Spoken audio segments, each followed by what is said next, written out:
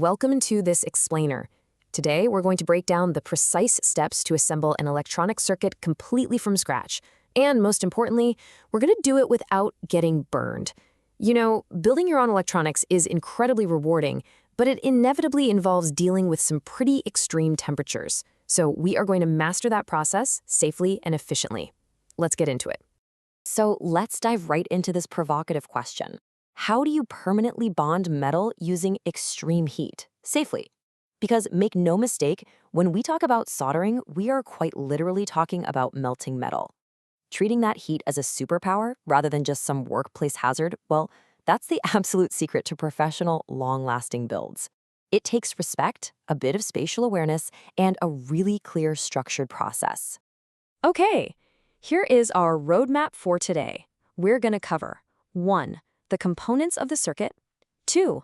Prepping your wires, 3. Securing the connections, 4. Safe hand soldering, and finally, 5. Powering the circuit up. All right, section 1, components of the circuit. Let's get our parts laid out. You know, laying out your materials cleanly is honestly your first line of defense when it comes to safety. Our inventory for this build includes a black battery holder with a slide switch, a 3-volt CR2032 lithium button battery, a blue LED, and of course, our essential heat shrink tubes. Those 2 little black tubes are going to be absolutely critical for safely insulating our final connections later on. Now, the crucial concept we have to grasp here is LED polarity, the positive anode and the negative cathode. Correctly identifying these sides is a hard rule of physics we absolutely must respect in electronics. I mean, if we wire this backward, our circuit simply will not work. The longer leg of the LED is always your positive anode, and the shorter leg, which is often paired with a little flat edge on the bulb's base, is your negative cathode. Moving right along to section 2, prepping your wires. Let's get those connections ready. We have 3 distinct microsteps to carefully get our battery holder wires ready for action. We'll split the wires, insert our safety heat shrink tubes, and then strip the insulation. And doing these in the exact right sequence is completely vital. Step 1 is splitting the wires. You just gently pull the transparent wires apart to create some physical room to work. Crowded wires almost always lead to clumsy soldering, which can be super dangerous. So creating this physical space is actually a fundamental safety practice. Step 2 is arguably the most forgotten step by beginners. You absolutely must slide those black heat shrink tubes onto the wires right now before making any permanent connections. If you solder the wires to the LED first, you won't be able to get these tubes on, which leaves your bare metal exposed to potential short circuits. So slip them on and push them far down the wire, safely away from where the heat's going to be applied. And finally, for step 3, we strip away a small section of the clear plastic insulation to expose the raw metal underneath. This exposed wire is the actual electrical lifeblood of our circuit. You really want just enough metal exposed to make a solid connection, but definitely not so much that you have dangerous floppy live wires everywhere. Okay, section 3, securing the connections. It's time to form those mechanical bonds. It is incredibly important that the wire is tightly coiled around the metal legs of the LED. This provides a really strong mechanical connection. Remember, solder is meant to lock a connection in place and conduct electricity. It's not meant to act as structural glue.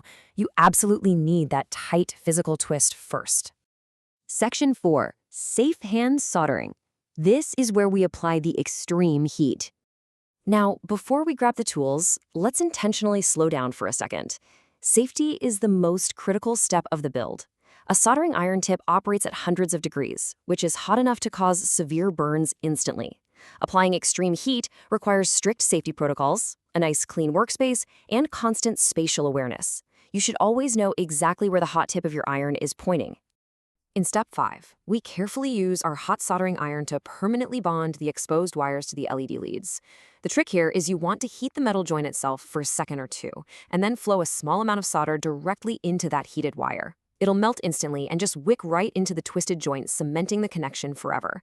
Once you remove the heat, it cools in seconds to form a really robust, permanent bond. For step 6, we slide our heat shrink tubes up over the newly soldered joints. Then we use a hot air gun to shrink the tubes securely over our joints to insulate them. But listen, I really want you to pay close attention to the warning about the nozzle. It gets incredibly hot. Just like the iron, this tool outputs intense heat.